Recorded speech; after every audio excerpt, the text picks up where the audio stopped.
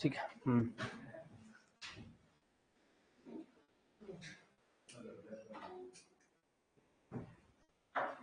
कैसे हो भी सब? बढ़िया। किसका बैच है? डब्ल्यू की कौन कौन कर रहा है? अच्छा, मिक्स चल रही है दोनों की। क्या तुम प्री पीजी की कर ही नहीं रहे, अलग से डब्ल्यू कर रहे हो? दोनों एक साथ ही है ना? अच्छा, इससे पहले किस किसने पढ़ा है एक्सटेंशन? हाँ,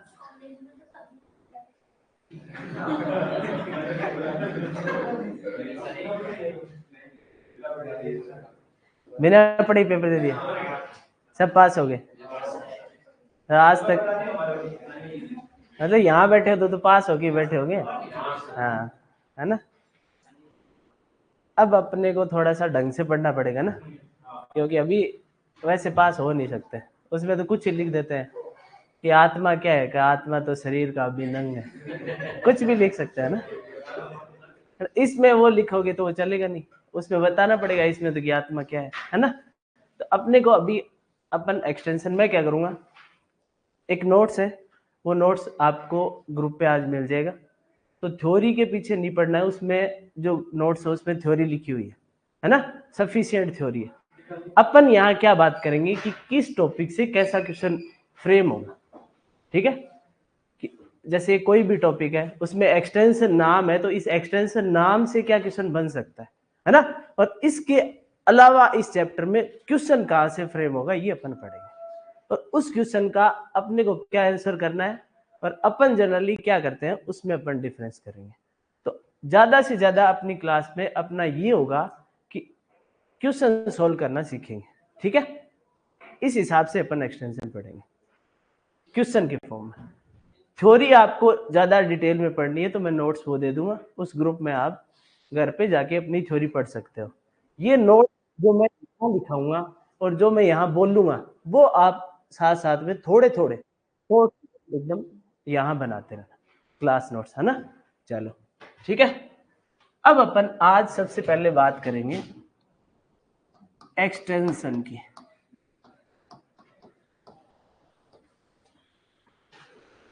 क्या होता है भाई? हाँ, क्या होता है एक्स्ट्रा टेंशन? हाँ, एक्स्ट्रा टेंशन कितने सब्जेक्ट है उसमें, ये कहां से एक डाल दिया ना? तो इसको अपने को पढ़ना कैसे है, x प्लस टेंसिया, ठीक है?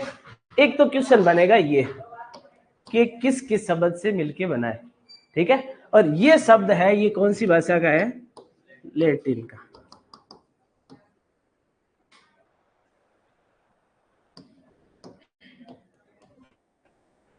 ठीक है, इसका मतलब होता है स्ट्रेचिंग आउट।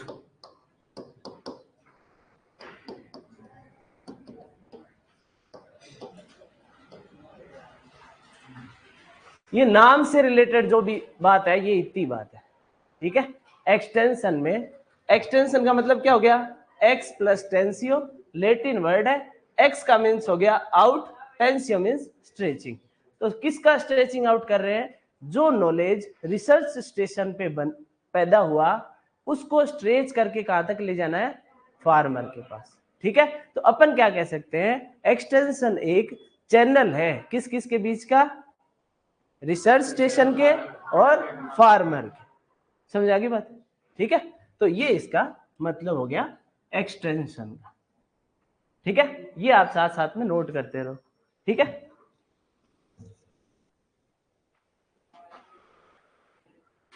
क्वेश्चन बनेगा तो इस तीन में से क्वेश्चन बनेगा कि x किस किस से मिलके बना है? x प्लस टेंसियो, टेंसियो मतलब स्ट्रेचिंग आउट और लेटिन, ठीक है?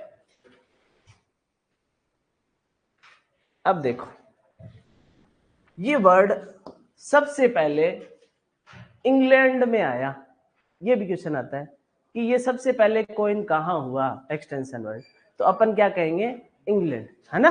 तो लिख लो भाई, फर्स्ट कॉइन्ड एट इंग्लैंड, और ब्रैकेट में लिख लेना कैम्ब्रिज यूनिवर्सिटी।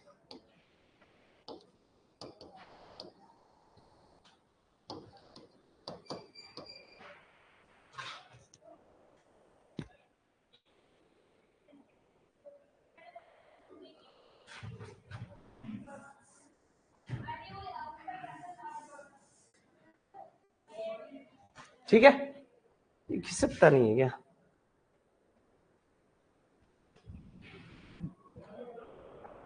एक्सटेंशन से रिलेटेड ये बात है ना। क्या हुआ? डेट, हाँ 1866 लिख लेना।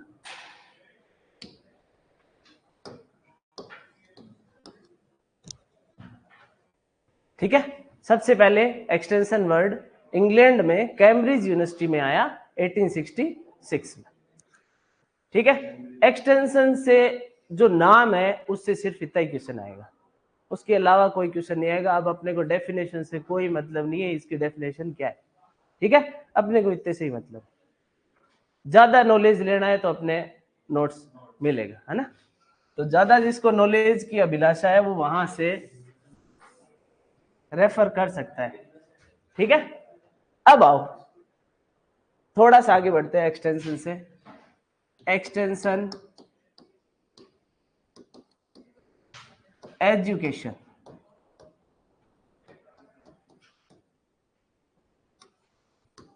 ये सीख लिया है ना। अभी ये नया वर्ड आ गया, इसके बारे में जानेंगे। एजुकेशन क्या होती है भाई? हिंदी मत बताना, एजुकेशन का ऐसे मत करना शिक्षा, ये नहीं चलेगा। हाँ, ऐसे बताओ एजुकेशन क्या होती है? किसको एजुकेशन बोलेंगे?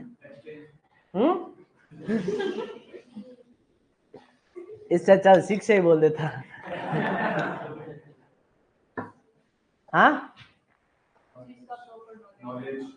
नॉलेज, हाँ एक नॉलेज। और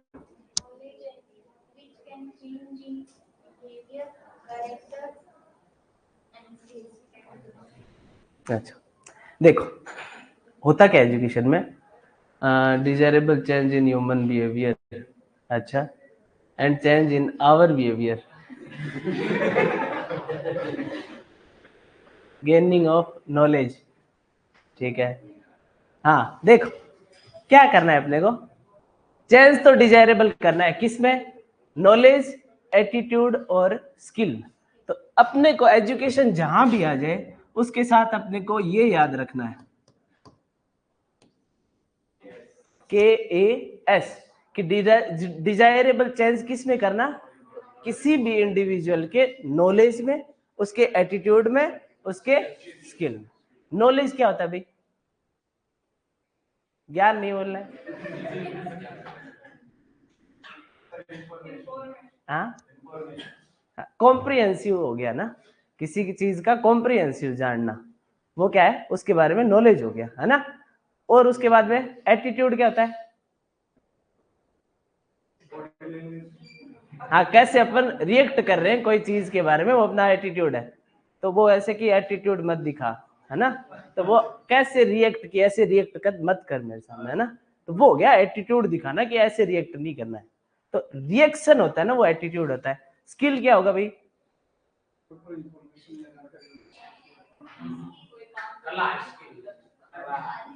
हाँ यही, हिंदी सुनना चाह रहा था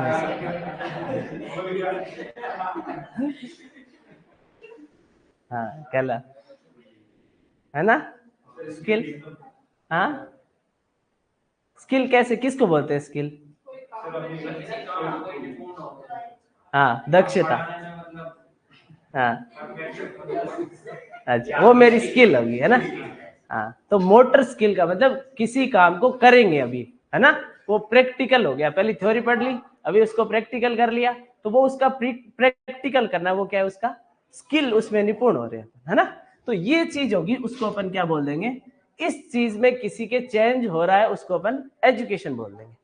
ठीक है, अब देखो ये टर्म सबसे पहले, अब अपने को डेफिनेशन किसी को जाननी है तो कहां से रेफर करेंगे? नोट्स से। यहां से सिर्फ अपने को एजुकेशन जहां भी देखे अपने दिमाग में आना चाहिए, KAS, knowledge, attitude, skill, that's it. उसके बाद में अपने का एजुकेशन कुछ याद नहीं रखना। तो अगर अपन को एक्सटेंशन एजुकेशन की डेफिनेशन बनानी हो तो अपन क्या बनाएंगे भाई? इसका अपने को पता है एक्सटेंशन क्या होता है? Stretching out. किसका स्ट्रेचिंग आउट कर रहे हैं? Knowledge, attitude, skill. ठीक है, यही तो है एक्सटेंशन, है हार्ड थोड़ी है, सिंपल है ना। ठीक है। अब देखो इस वर्ड का सबसे पहले कोइन 1873 में हुआ और ये भी कहाँ हुआ, इंग्लैंड में। ठीक है, तो अपने को याद रखना भी ये भी एक्सटेंशन एजुकेशन। ठीक है, अब दोनों अलग अलग याद रख लोगे ना कि एक्सटेंशन का मतलब क्या है, एक्सटेंशन एजुकेशन का मतलब क्या है, दोनों में कंफ्यूज नहीं होना है। एक्सटेंशन अलग चीज है, एक्सटेंशन एजुकेशन अलग चीज है। अब देखो एजुकेशन किस किस टाइप की हो सकती है भाई, है एजुकेशन किस किस टाइप की हो सकती है, फॉर्मल हो सकती है और इनफॉर्मल हो सकती है और नॉन फॉर्मल हो सकती है। तीन टाइप की एजुकेशन हो सकती है। कैसी कैसी, सबसे पहले अपन देख लेते हैं इनफॉर्मल। अब देखो अपन, मैं ये क्यों बता रहा हूं देखना है ना,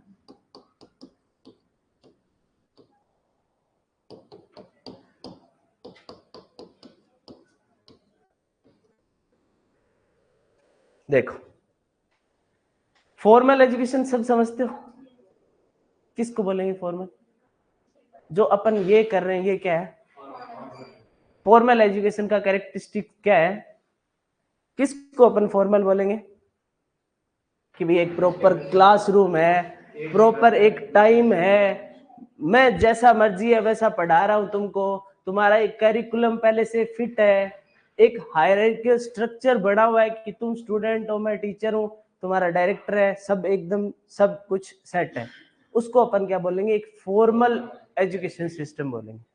ठीक है, इनफॉर्मल किसको बोलेंगे, कि गांव में घूम रहा था, बूढ़े आदमी ने किसी ने ज्ञान दे दिया, वो ज्ञान मैंने प्राप्त कर लिया, उसको नॉन सिस्टमेटिक, ज्ञान अपना लगाना ही नहीं,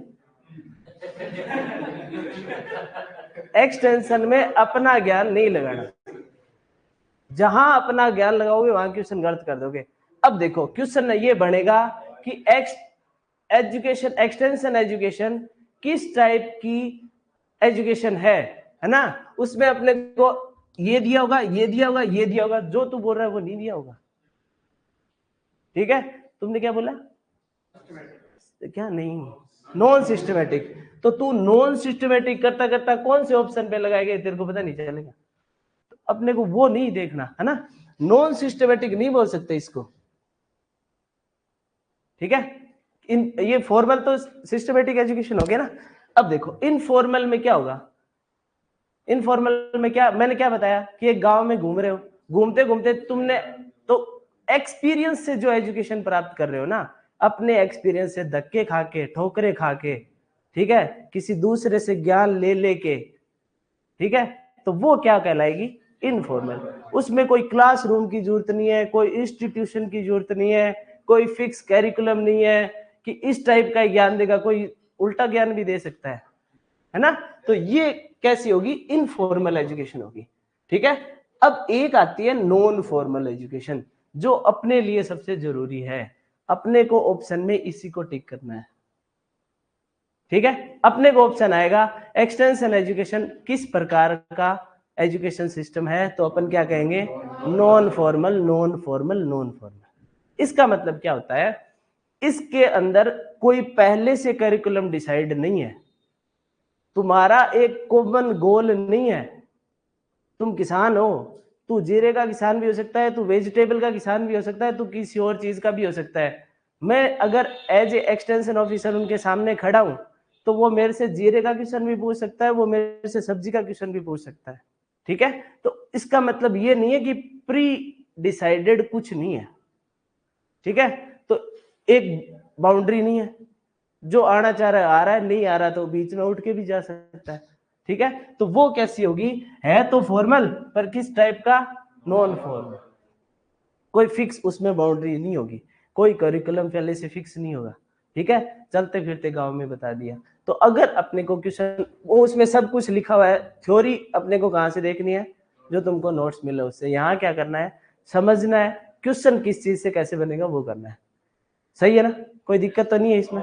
ज्यादा थ्योरी के चक्कर में पढ़ेंगे अपन एक्सटेंशन सब्जेक्ट में स्पेशली, तो अपन न तो थ्योरी के लायक रहेंगे न क्वेश्चन के लायक रहेंगे। अपना मुख्य उद्देश्य क्या है, ज्यादा से ज्यादा क्वेश्चन सोल्व करके पीजी में या डब्ल्यू में, हाँ नौकरी लगना है, एडमिशन लेना है ना, ठीक है। तो यहाँ कितनी चीजें होगी, कितने क्वेश्चन हो गए अपने। एक तो अपन सबसे पहले देखा एक्सटेंशन, है ना, फिर अपन आए एक्सटेंशन एजुकेशन पे। तो एक्सटेंशन में क्या देखा अपन ने, ex and tensio, Latin word. Ex means out, tensio means stretching, stretching out. किसका स्ट्रेचिंग आउट कर रहे हैं, जो नॉलेज अपन ने रिसर्च स्टेशन से उठाया और फार्मर के पास लेके चले गए। एक्सटेंशन वर्ड सबसे पहले कहाँ आया, अच्छा सर डब्ल्यू में एक्सटेंशन सब्जेक्ट का कितना वेटेज रहता है, इसका कोई फिक्स नहीं है, कभी ज्यादा भी दे देते हैं, कभी कम हो जाता है। कंपटीशन एग्जाम में तो अपन कह नहीं सकते ना कितना वेटेज, इसमें तो अपन पीजी में तो कह सकते हैं कि इतने क्वेश्चन आएंगे, है ना। पर आजकल माइनर सब्जेक्ट हर जगह ज्यादा आने लग गए। इकोनॉमिक्स, एक्सटेंशन, बायोटेक्नोलॉजी, जो ये सब्जेक्ट है ना, और डिसाइड भी यही करते हैं, क्योंकि एग्रो, सॉइल, हॉर्टिकल्चर सबको आते हैं, सब याद कर लेते हैं। बहुत कम चांस होते हैं कि उसमें क्वेश्चन गलत हो जाए। ज्यादा क्वेश्चन गलत किस में होते हैं, इन्हीं में होते हैं, ये डिसाइडर होता है ना। तो कितना भी रहे, पर पारुल सोनी पूछ के मानेगी।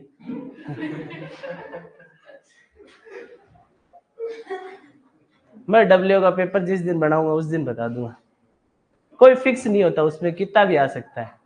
5 क्वेश्चन, 4 क्वेश्चन, 3 क्वेश्चन, 6 भी दे दे, अगले को अच्छा लग जाए तो, है ना। चलो, हाँ क्या हो गया भाई, अपन ने एक्सटेंशन एजुकेशन में एजुकेशन के टाइप पढ़ लिए, एक्सटेंशन एजुकेशन का मतलब देख लिया, एजुकेशन का क्या है। सबसे पहले ये यहां आया और ये अपन ने देख लिया, ठीक है। चलो, ये ऊपर नहीं खिसकता कैसे, हाँ कैसे, पूरा हाथ से, ये हथेली पे, अच्छा यार ये नई टेक्नोलॉजी आ गई इसमें, है ना। क्या है, गया ना, हेलो हेलो,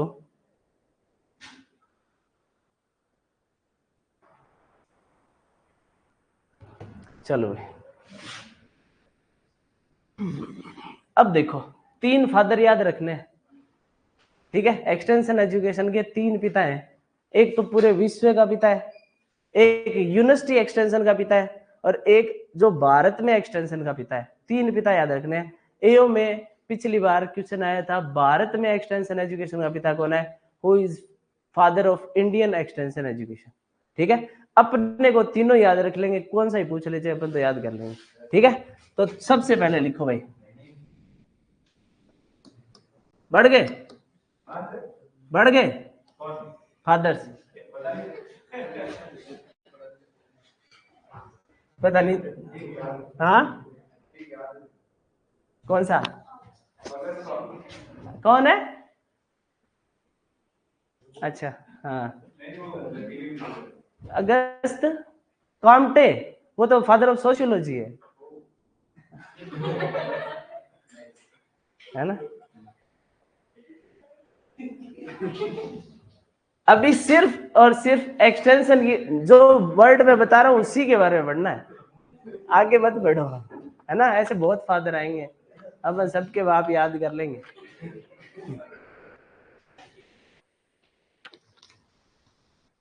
चलो सबसे पहले वर्ड में फादर कौन है वो देख लेते हैं, है ना। Father of extension education in world, JP Leagans. काफी बार नाम आएगा ये, है ना। अपन आगे आगे जैसे जैसे एक्सटेंशन में आगे बढ़ेंगे, विकास नागर, के एन सिंह, अच्छा हाँ ठीक है, इस पे ध्यान देना है।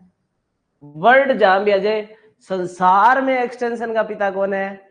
जेपी लिगन्स। अंग्रेज का सा नाम लग रहा है ना, तो वर्ल्ड में अंग्रेज हो गया ना, ठीक है। अपने लिए सारे बाहर वाले कौन है? अंग्रेज, ठीक है। तो जेपी लिगन्स क्या है? वर्ल्ड का फादर है, तो वर्ल्ड याद रखना है अपने को, जेपी लिगन्स। अब आ जाएगा फादर इंडिया, लिख देता हूं यहाँ ना, और ऊपर ऊपर वाला पूरा रिपीट है। यहां आएगा के एन सिंह।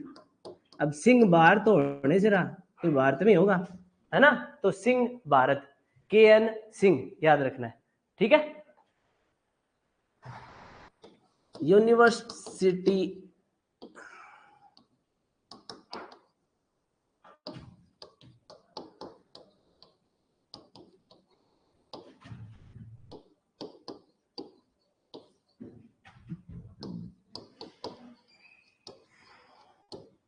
ये कई जगह स्टीवार्ट भी लिखा है, कई जगह स्टुअर्ट भी लिखा होता है ना। अपने को जेम्स स्टीवार्ट और स्टुअर्ट तुमको अच्छा लगे वो याद कर लेना, दोनों याद कर लोगे वो काफी इंटेलिजेंट हो।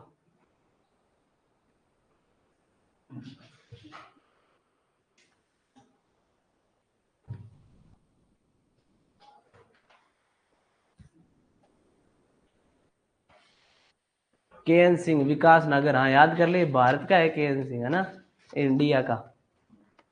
ये नेक्स्ट टन हो गया भैया ना, एक्सटेंशन नहीं रहा, नेक्स्ट टेंशन हो गया, ठीक है। क्या क्या याद कर लिया अपन ने? 3 फादर याद रख लोगे। वर्ल्ड में कौन है? इंडिया में कौन है? और यूनिवर्सिटी में कौन है भाई? ठीक है, होशियार हो तुम तो। अब देखो, हाँ बता दिया, अगर मन में मत रखा कर, मन की मन में ही रह जाती है फिर।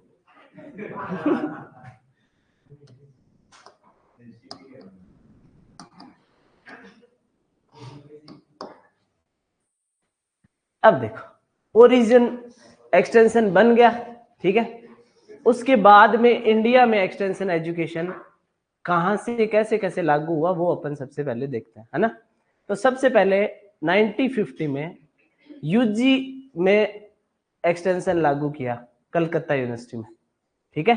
1950 में जो यूजी वाले बच्चे थे उनको कि अब एक्स्ट्रा अटेंशन देते हैं, उनको एक्सटेंशन पढ़ाना शुरू किया 1950 में Calcutta university.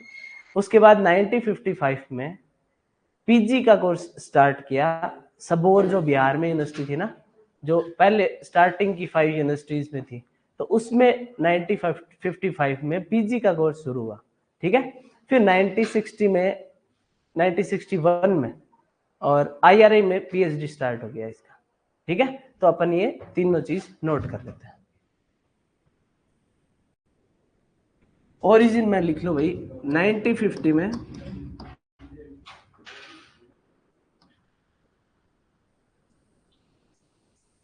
Extension education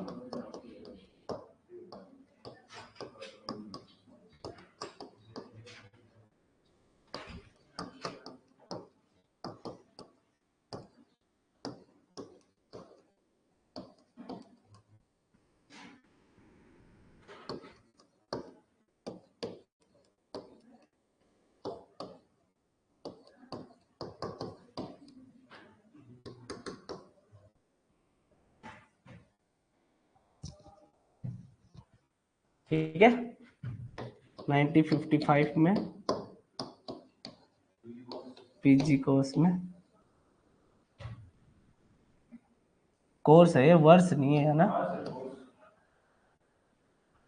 PG course कहाँ स्टार्ट हुआ? Sabour Bihar, Sabour agriculture university.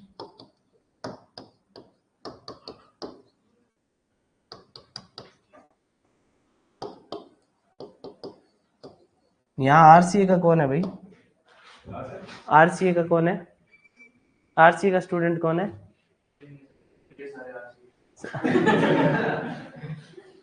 कहाँ कहाँ से हो तुम सब? तू तो फिर देखा हुआ है। हाँ, और कहाँ कहाँ से हो? हनुमानगढ़ कॉलेज है हनुमानगढ़। संगरिया कॉलेज, देहरादून, देहरादून से यहाँ पढ़ने हैं, कॉलेज वहाँ था, होगा आगे 12। अच्छा, आप? अच्छा, कॉलेज बता दो अपना। हमने 12 में कॉलेज है, प्राइवेट कॉलेज है? अच्छा, हाँ, सेमी गवर्नमेंट है। अच्छा,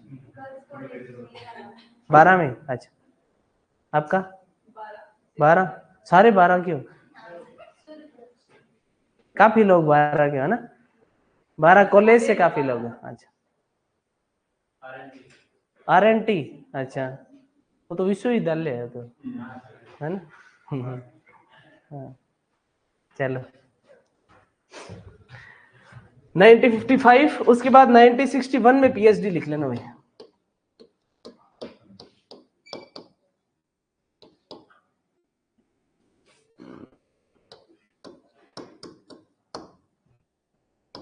IRA कर लेना।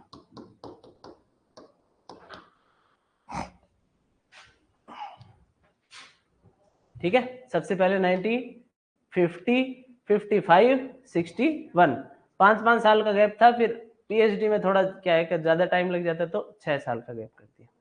ठीक है, तो याद रख लेना भाई ईयर।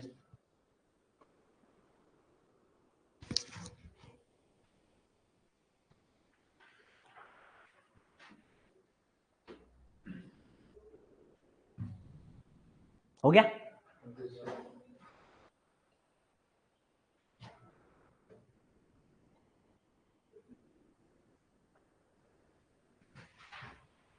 अब देखो, एक कई बार 3 एक्ट USA के एक्सटेंशन के, और वो अपने भी उनके बेसिस पे अपने कॉलेज बना, इसलिए वो पूछ लेते हैं 3 एक्ट है वो अपने को याद रखना है ना।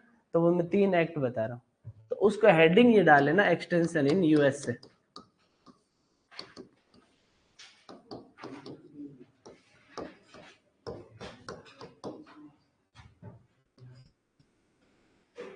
PG कोर्स कहाँ स्टार्ट हुआ? कहाँ हुआ PG कोर्स? सबसे पहले कहाँ स्टार्ट हुआ? साबौर एग्रीकल्चर यूनिवर्सिटी, बिहार, साबौर में, है ना? यही याद कर लेना अपने को। चलो, सबसे पहले सबसे पुराना 1862 में एक एक्ट आया जिसको बोला अपन ने मोरिल एक्ट। ठीक है, इस एक्ट में क्या था, जो लैंड ग्रांट कॉलेज थे,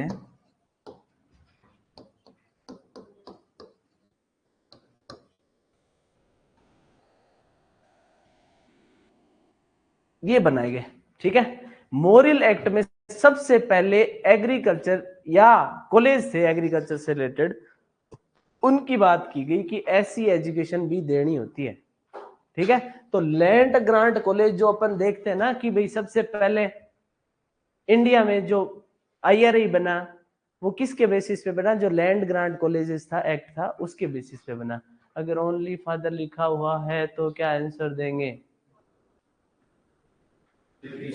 ये, हाँ, JP लीगन्स देंगे, है ना सर? ये एक्सटेंशन एजुकेशन फादर है या एक्सटेंशन के पूनम दायल? मैंने क्या लिखा था भाई? एक्सटेंशन के फादर हो सकते हैं क्या? हाँ, नहीं, एक अपन क्वेश्चन, अब अपने को पता हो गया कि एक्सटेंशन का मतलब क्या है, एक्सटेंशन एजुकेशन का मतलब क्या है। एक्सटेंशन का फादर होगा या एक्सटेंशन एजुकेशन का?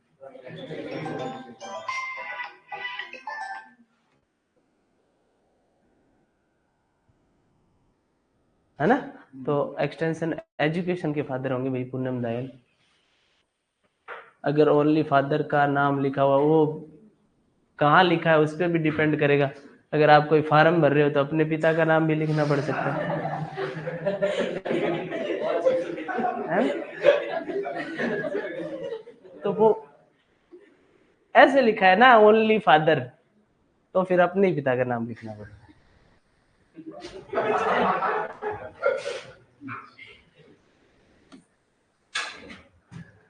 चलो भाई, मोरिल एक्ट, लैंड ग्रांट, कॉलेज, इसके साथ में ये जोड़ लेना है अपने को। आया कब? 1862 में।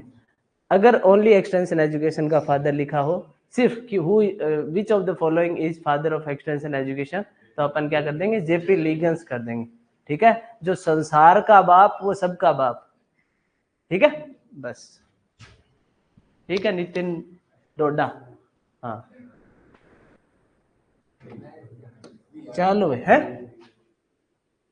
1887 में आया फिर एक हैच एक्ट।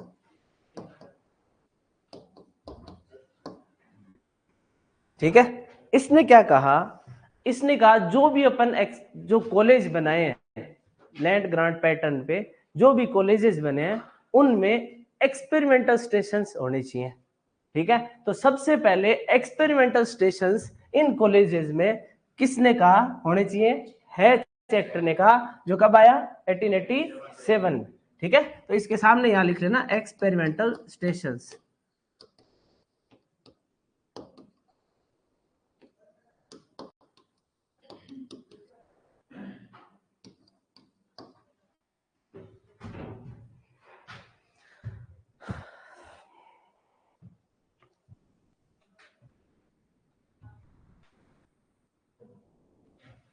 ठीक है,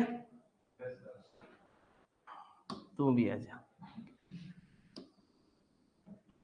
एक अगला अपने को याद रखना है 1914 में, इसको बोलते हैं अपन स्मिथ लीवर एक्ट। इसने क्या किया भाई? कोऑपरेटिव एक्सटेंशन सर्विस की शुरुआत की। क्या गया?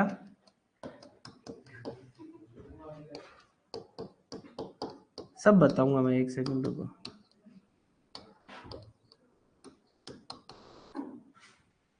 कोऑपरेटिव क्या होता है भाई?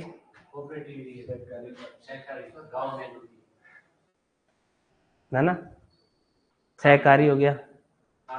को का मतलब, को मतलब साथ में, ऑपरेटिव मतलब ऑपरेशन, है ना।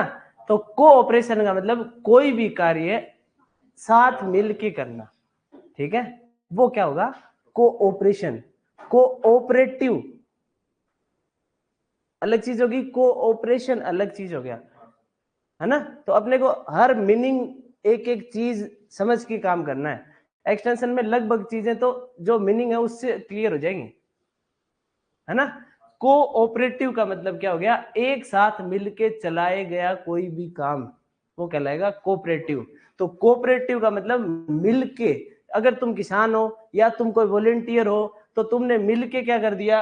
एक्सटेंशन में सर्विस दे दी अपनी। ठीक है, तो इस कंसेप्ट सबसे पहले कौन लेके आया? स्मिथ लीवर एक्ट में सबसे पहले ये बात की गई। ठीक है, तो अपने को ये 3 एक्ट जो यूएसए की एक्सटेंशन से अपन ने बोरो किए।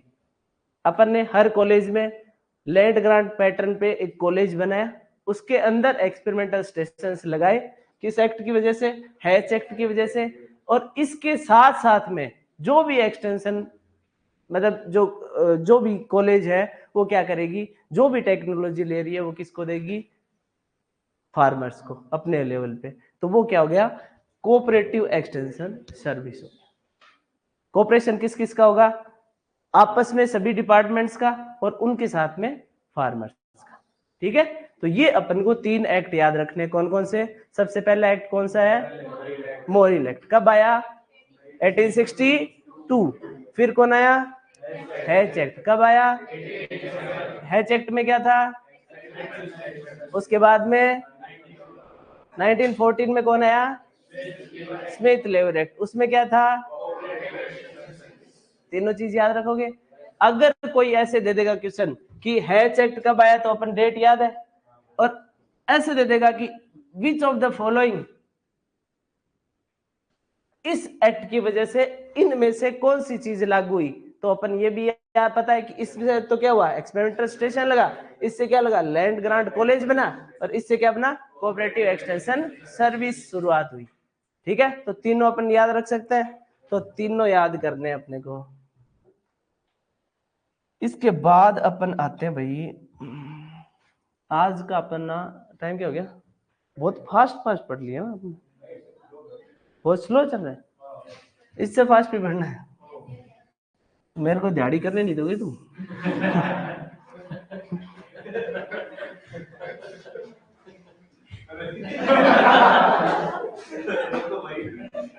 क्या हुआ? कहाँ पे? कोई फैन फून ऑन करो तो। एग्जॉस्ट नहीं है क्या इसमें? खोल दो तो। इतना परेशान होने की जरूरत ही नहीं है, आराम से तो पढ़ रहे हैं।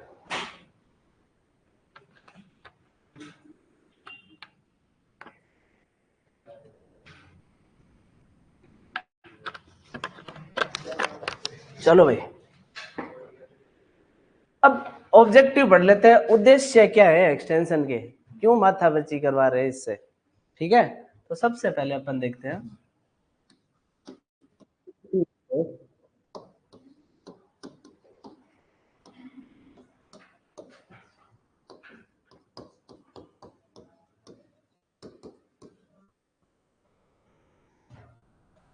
ऑब्जेक्टिव क्या होता है भाई। ये तो हिंदी है, ये तो हिंदी है उसकी। हाँ,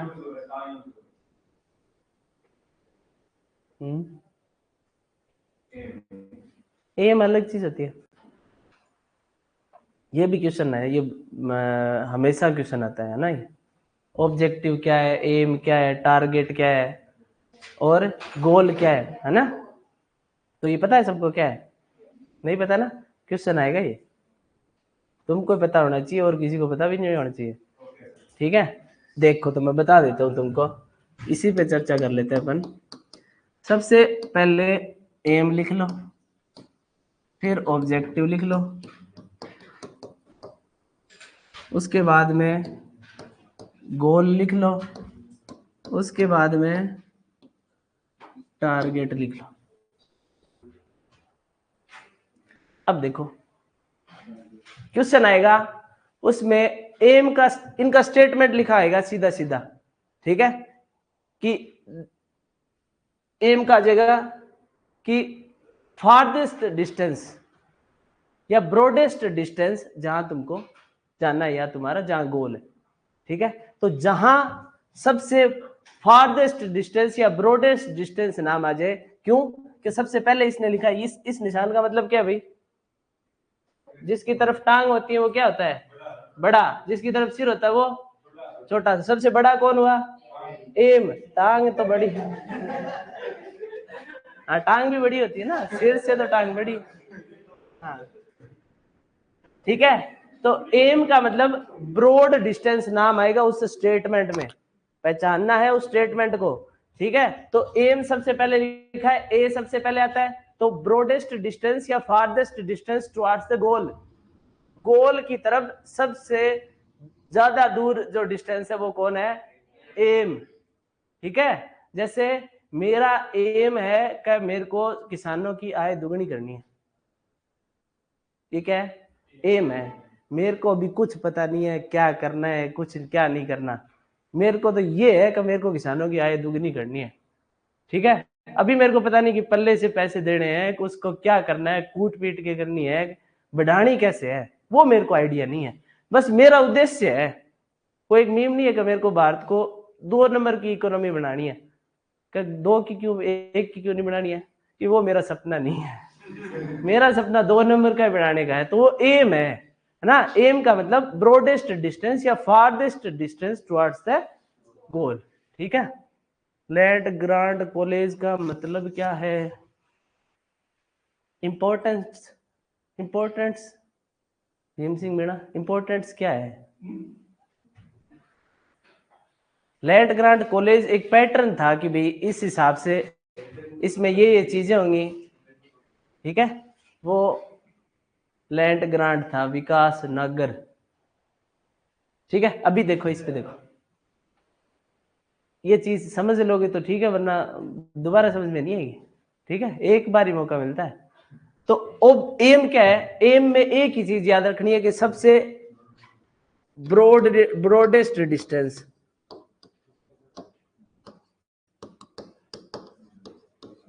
टुवर्ड्स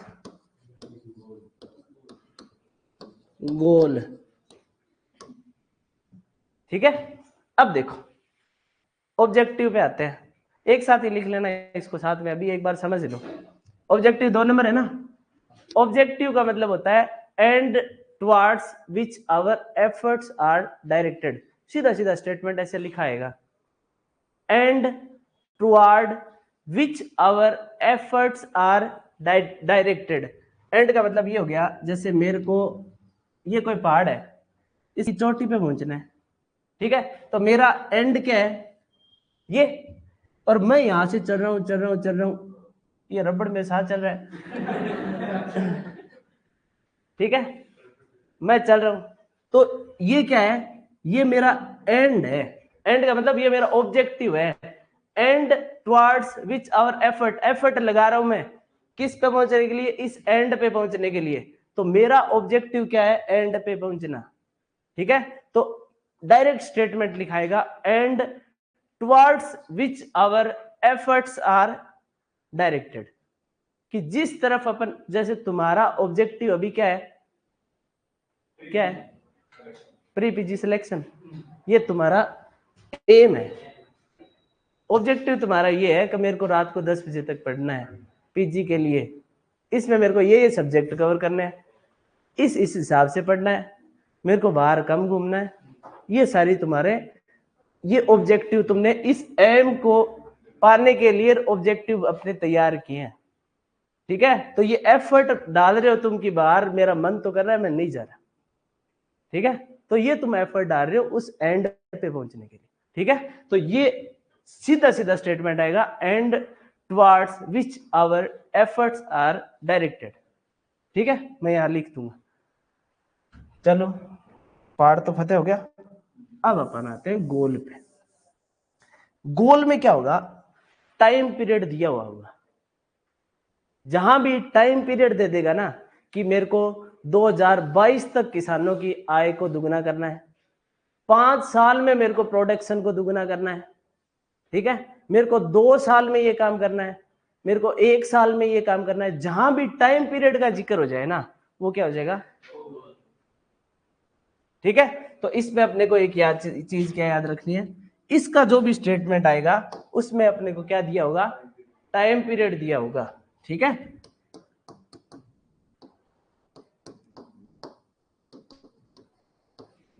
ये है भाई टारगेट। टारगेट क्या होता है, शॉर्टेस्ट डिस्टेंस।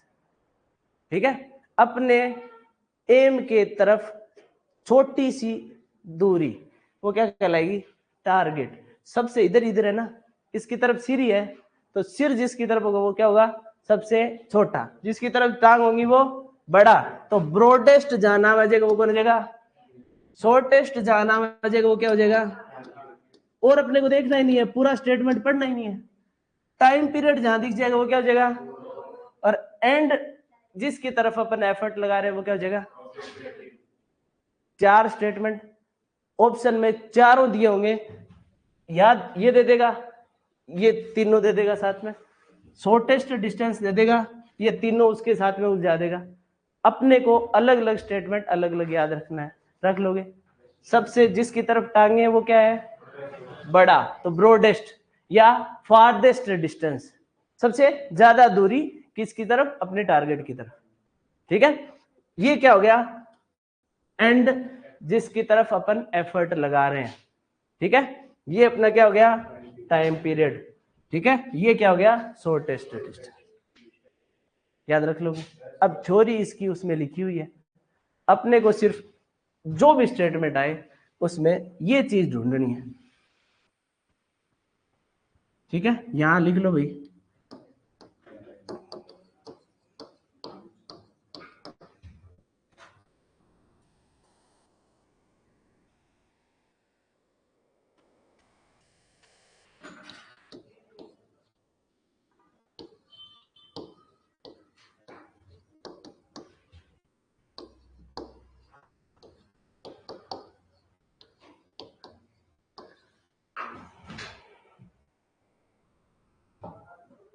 हो गया? पानी किधर है?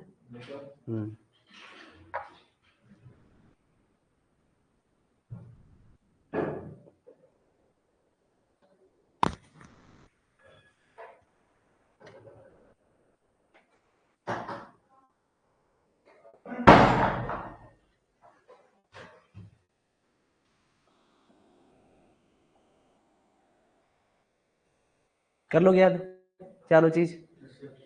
ऑब्जेक्टिव जो है ना, ये बार बार क्वेश्चन आया हुआ है, प्री पीजी का फेवरेट क्वेश्चन है ये लिख देगा एक line, and towards our efforts are directed, और उसके बाद में ये ऑप्शन दे देगा, सर ऑनलाइन वालों को नोट्स कहाँ से मिलेंगे, हम लोग तो किसी ग्रुप में भी ऐड नहीं हैं। सर अब बहुत कंफ्यूज्ड हो रहा है, अब पहले थोड़ा तो आ रहा था। क्या कंफ्यूजन हुआ भाई?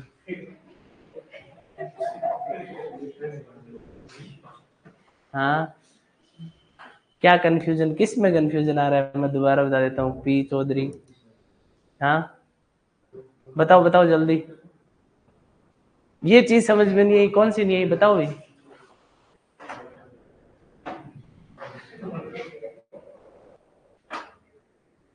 किसमें कंफ्यूजन हो रहा है बताओ।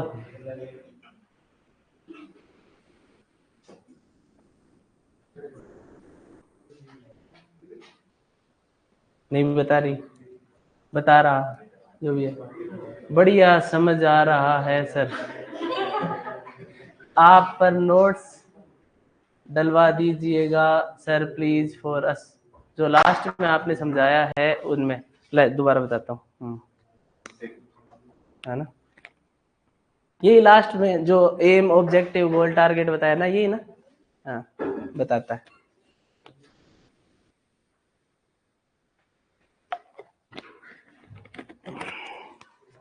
देखो अपन ने बात की थी ऑब्जेक्टिव ऑफ एक्सटेंशन की, है ना। ऑब्जेक्टिव नाम से अपने को ये समझ में आया कि ऑब्जेक्टिव को अपन टारगेट भी मान लेते हैं, उसी को अपन एम भी बोल देते हैं, उसी को अपन गोल भी बोल देते हैं, जबकि इससे ये प्रूव हुआ कि ये सारी चीजें एक दूसरे से कोई इनका लेना देना नहीं है, ठीक है, सभी पात्र काल्पनिक हैं, ठीक है। तब अपन ने क्या देखा कि सबसे बड़ा है वो कौन है? एम है, ठीक है, कि भाई ब्रॉडेस्ट डिस्टेंस या फारदेस्ट डिस्टेंस जो अपने टारगेट की तरफ है उसको अपन ने क्या बोल दिया? एम बोल दिया। तो अपन ने क्या कहा कि सबसे पहले एम है, जिसकी तरफ टांगे होती हैं वो सबसे बड़ा होता है। तो जहां बड़ा नाम दिखे जिस स्टेटमेंट में, क्वेश्चन आएगा, स्टेटमेंट आएगा, स्टेटमेंट के नीचे ये चार ऑप्शन दिए होंगे। तो जहां मैंने कहा ब्रॉडेस्ट डिस्टेंस नाम आएगा या फारदेस्ट डिस्टेंस नाम आएगा, वो क्या कर देंगे अपन? एम कर देंगे, ठीक है। इसको इसी लाइन से याद रखना है कि सबसे पहले एम, फिर ऑब्जेक्टिव, फिर गोल, फिर टारगेट। तो सबसे ब्रॉडेस्ट डिस्टेंस या फारदेस्ट डिस्टेंस कौन है? एम। उसके बाद अपन किस पे गए भाई? एम तो डिसाइड कर लिया, प्री पीजी में सिलेक्शन लेना ये मेरा एम है, तो ये मेरी ब्रॉडेस्ट डिस्टेंस है जो मेरे को एक साल में कवर करनी है। साल का भी मेरे को पता ही नहीं कि साल लगेगा कि 2 साल लगेगा, वो मेरे को नहीं पता, पर मेरा ये एम है कि मेरे को प्री पीजी में सिलेक्शन चाहिए, ठीक है। तो वो ब्रॉडेस्ट डिस्टेंस है, अभी उस डिस्टेंस का पता ही नहीं कि क्या क्या लग जाएगा, ठीक है। तो वो एम हो गया, ठीक है। उसके बाद अपन आए ऑब्जेक्टिव पे। ऑब्जेक्टिव में क्या था कि भाई प्री पीजी में सिलेक्शन लेने के लिए मेरे को इतना घंटा पढ़ना है, ये चीजें मेरे को छोड़नी पड़ेंगी, फोन से मेरे को दूर रहना पड़ेगा, रील कम देखनी पड़ेगी, बाहर कम जाना पड़ेगा। ये मैंने अपना एक बनाया मैंने, ठीक है।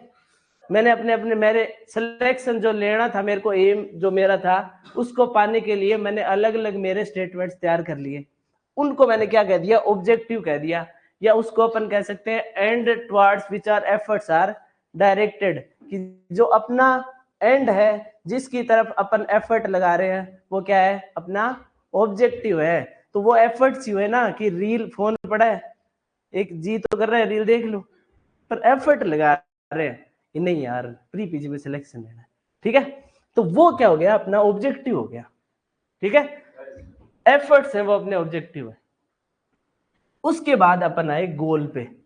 गोल में अपन ने क्या देखा कि इसमें एक टाइम पीरियड सेट होता है कि भाई मेरे को 1 साल के अंदर अंदर ही प्री पीजी पास करनी है, मेरे पास अगला साल नहीं है, यही साल है। ठीक है, तो वो मेरा क्या है, क्या है, गोल है। टाइम पीरियड मेरे को पता है, ठीक है, कि भाई मेरे को किसानों की आय 2022 तक करनी है। ठीक है, कि 5 साल में मेरे को प्रोडक्शन, जो अभी प्रोडक्शन हो रहा है उसका डबल करना है।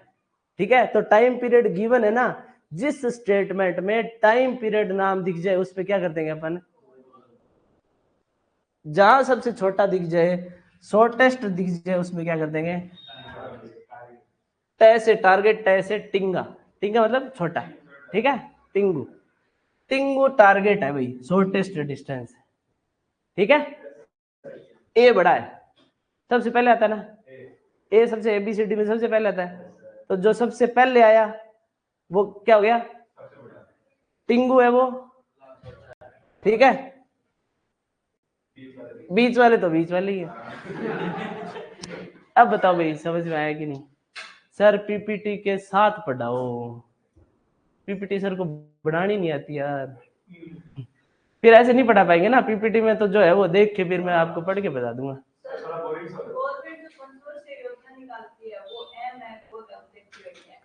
पंचवर्षीय योजना है, अब तो निकालनी बंद कर दी।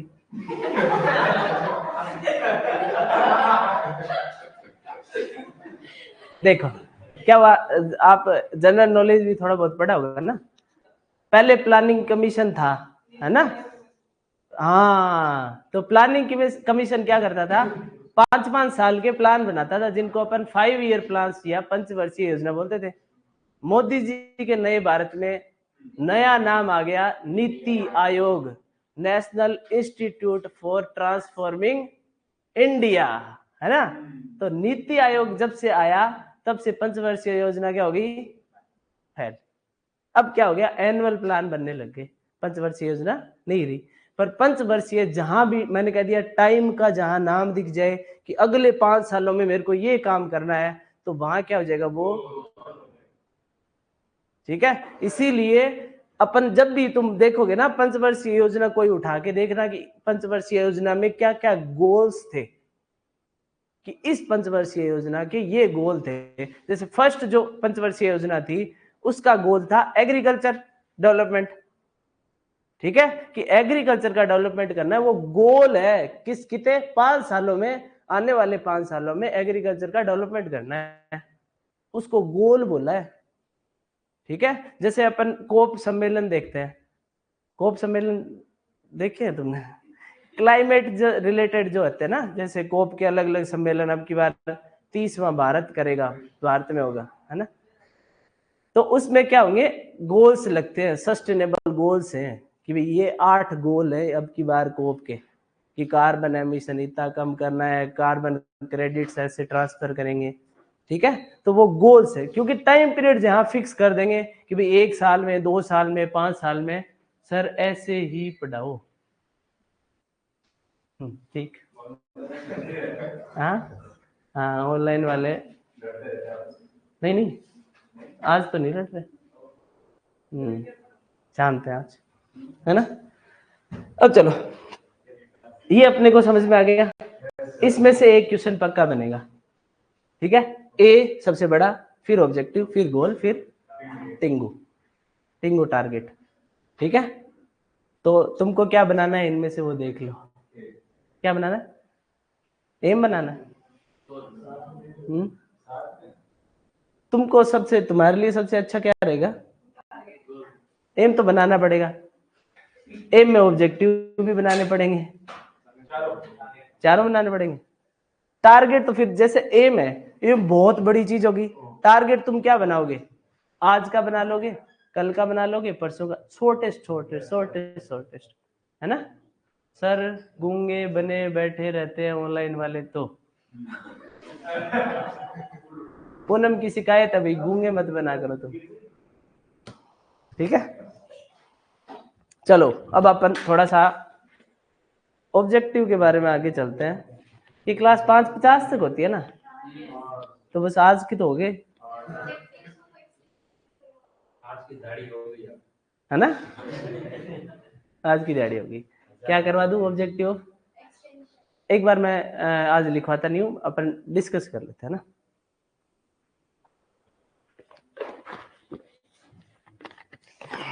तीन टाइप के ऑब्जेक्टिव होते हैं एक्सटेंशन के ना। एक को बोलते हैं अपन जनरल ऑब्जेक्टिव, ठीक है।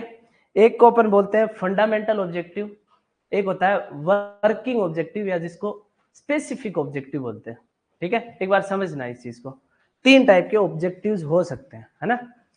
जैसे मैं सबसे पहले जिसकी बात कर रहा हूं वो क्या बोला मैंने, फंडामेंटल ऑब्जेक्टिव, मतलब एक ऊपर ऊपर से ऑब्जेक्टिव होता है। ऊपर ऊपर से मतलब एग्जांपल अगर मैं आपको दूं तो मैं ऐसे कह दिया कि जो ग्रास रूट डेवलपमेंट करना है लोगों का, ठीक है, या ग्रास रूट पार्टिसिपेशन बढ़ाना है लोगों का। ग्रास रूट समझते हो? ग्रास रूट मतलब जो समाज में, सोसाइटी में सबसे लास्ट जो आदमी है ना, एकदम जो लास्ट आदमी है, ग्रास रूट मतलब घास की जड़ होती है वो सबसे नीचे होती है ना, वैसे ही ग्रास रूट पार्टिसिपेशन बढ़ाना है, ठीक है। ये अपना एक फंडामेंटल ऑब्जेक्टिव कहलाएगा कि सबका ग्रास रूट पार्टिसिपेशन बढ़ाना है। एक ये स्टेटमेंट हो गया, इसको अपन क्या बोलेंगे, फंडामेंटल ऑब्जेक्टिव, ठीक है। ये बहुत जनरल सी बात होती है, ऐसे कोई इसमें ये पता नहीं होता कि क्या करने वाले हैं, ठीक है। उसके बाद क्या आता है, उसके बाद आता है फंडामेंटल ऑब्जेक्टिव, ठीक है। सबसे पहले जनरल ऑब्जेक्टिव, उसके बाद में फंडामेंटल ऑब्जेक्टिव। फंडामेंटल ऑब्जेक्टिव में क्या करेंगे कि अपन ने ग्रास रूट पार्टिसिपेशन बढ़ाने के लिए पंचायती राज सिस्टम ला दिया। पंचायती राज सिस्टम सबको पता है क्या होता है भाई? क्या होता है? सबसे पहले कौन होता है? डिस्ट्रिक्ट, फिर तहसील, फिर गांव। और गांव में पंचायती राज का मतलब क्या हो गया कि गांव का राज, सरपंच जो ये है ना, सरपंच बनते हैं, वार्ड पंच, उप सरपंच, ये पंचायती राज का हिस्सा है, ठीक है। जैसे तहसील में कौन बनेगा? तहसील में ब्लॉक मेंबर बनता है ना, मेंबर होता है, फिर प्रधान बनता है, ब्लॉक मेंबर से प्रधान बनते हैं। सर प्रिंसिपल ऑब्जेक्टिव हो सकते हैं क्या? अभी मैं बता रहा हूं वो एक बार नारायण लाल सुनो, है ना, आगे मत बढ़ो। प्रिंसिपल, प्रिंसिपल क्या है? प्रिंसी एक तो ये होता है,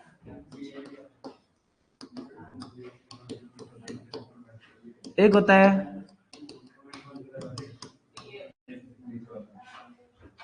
ये, क्या है भाई ये, है ना। तो नारायण लाल आपने प्रधानाचार्य ऑब्जेक्टिव लिख दिया, क्या बात है, देखो एक बार, है ना। सबसे पहले अपन क्या देखा, जनरल कोई बात, अब कह दिया कि ये जनरल बात है यार, ये कोई बहुत गहरी बात नहीं है, इसमें कुछ आनी जानी नहीं है कि सबका पार्टिसिपेशन कराओ, ग्रास रूट जो लास्ट में जो बैठा है समाज में उसका भी पार्टिसिपेशन इंश्योर करो। तो इसके लिए अपन ने क्या किया, पंचायती राज सिस्टम लागू कर दिया 1959 में, किया ना। जवाहरलाल नेहरू ने फीता काटा, अपने नागौर में ही किया, है ना, नागौर में हुआ। उसके बाद अपन क्या क्या कहा, ये अपना कह दिया फंडामेंटल ऑब्जेक्टिव है कि पंचायती राज सिस्टम लागू कर दिया। अब एक होता है स्पेसिफिक ऑब्जेक्टिव, ठीक है। उसका मतलब क्या हो गया कि जो अपन ने पंचायती राज सिस्टम बनाया उसको इंश्योर करना है कि वो चल रहा है। चलने के लिए क्या होगा, टाइम पे इलेक्शन होना चाहिए, फंड लगातार उसको मिलते चाहिए, उसकी प्रॉपर मॉनिटरिंग होनी चाहिए, उसमें जो भी कोई चीज उसमें अगर संशोधन करने हैं तो वो टाइम पे संशोधन होने चाहिए, यही काम होगा। तो ये तीन टाइप के अपन ऑब्जेक्टिव अलग अलग कर सकते हैं कि एक तो जनरल बात होगी कि सबका विकास, सबका साथ सबका विकास, ठीक है। उसके बाद में उसके लिए अपन ने ये इंश्योर कर दिया कि भाई सबका साथ सबका विकास कब होगा, जब सारे इकोनॉमिकली एक बराबर होंगे, है ना। फिर अपन ने ये इंश्योर कर दिया कि सबको काम दे दे, सबको काम देने के लिए अपन ने इंडस्ट्री लगा दी, इंडस्ट्री में इंश्योर कर दिया कि हर वर्ग का बच्चा उसमें काम कर रहा है। तो ये तीन टाइप की अपन ऑब्जेक्टिव एक्सटेंशन में पढ़ेंगे, कौन कौन सी चीजें उसमें हो सकती है वो अपन कल देखेंगे। सब्बा खैर, ठीक है। कल आज वाला पढ़ के आ जाना और मैं सर को वो भेज दूंगा। आपके जो भी ग्रुप में है उनका तो आ जाएगा, और जो ग्रुप में नहीं है वो दे देंगे ना, हाँ वो दे देंगे, ठीक है। और उसमें कुछ भी चेंजेस होंगे वो आप साथ साथ में ऐड करते रहना। कुछ उसमें शॉर्ट है चीज़ें, उसमें सारी ऐड नहीं है, वो मैं यहाँ तुमको कई कई चीज़ें यहाँ बता दूंगा, और अपन मिल के क्या कर देंगे, एक्सटेंशन को। चलो भाई,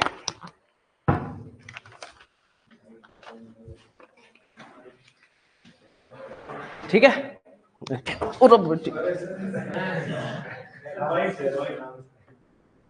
माइक छोड़ना भी हो है नहीं,